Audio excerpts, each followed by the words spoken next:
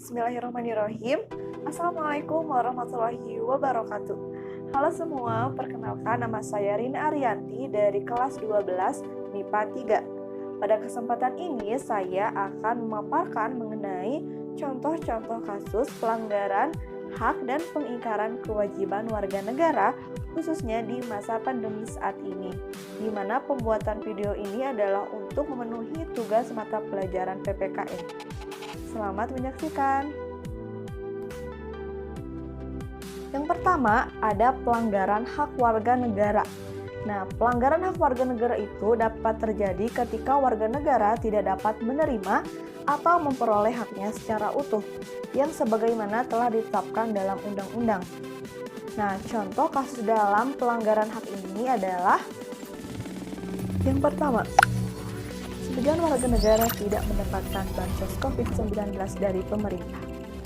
Nah, hal ini dapat dikaitkan dengan faktor penyebab pelanggaran hak dan pengingkaran kewajiban warga negara, yaitu penyalahgunaan kekuasaan, di mana belakangan ini kita mengetahui bahwa mantan Menteri Sosial mengkorupsi 1,6 juta paket dari 1,9 juta paket bansos COVID-19 ini, yang seharusnya ini merupakan hak warga negara untuk mendapatkan bansos ini.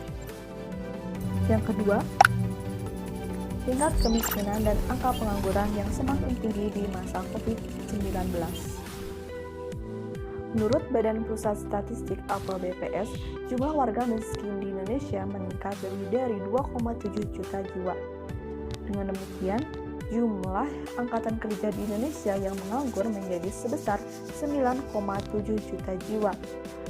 Padahal dalam pasal 27 ayat 2 Undang-Undang Dasar Negara Republik Indonesia tahun 1945 mengamanatkan bahwa tiap-tiap warga negara berhak atas pekerjaan dan penghidupan yang layak bagi kemanusiaan.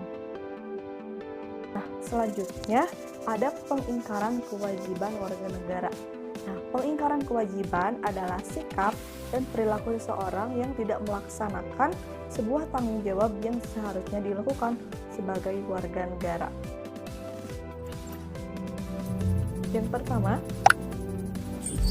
masyarakat tidak mematuhi protokol kesehatan seperti tidak mencuci tangan, tidak menjaga jarak, dan tidak memakai masker.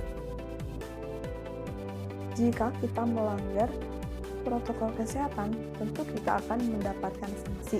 Contohnya, jika kita tidak memakai masker, akan mendapatkan sanksi sesuai dengan dalam pasal 5 Pergub nomor 79 tahun 2020 yang bunyinya, setiap orang yang tidak menggunakan masker sebagaimana dimaksud dalam pasal 4 ayat 1A dikenakan sanksi kerja sosial membersihkan sarana fasilitas umum dengan mengenakan rompi selama 60 menit atau denda administratif paling banyak sebesar Rp250.000. Yang kedua, masyarakat melanggar aturan PPKM darurat. Nah, contohnya yang pertama masih ada pedagang yang masih beroperasi melewati jam operasional, yaitu sampai pukul 8 malam.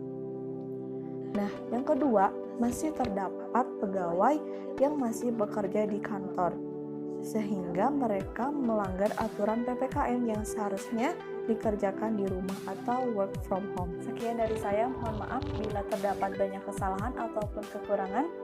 Wassalamualaikum warahmatullahi wabarakatuh.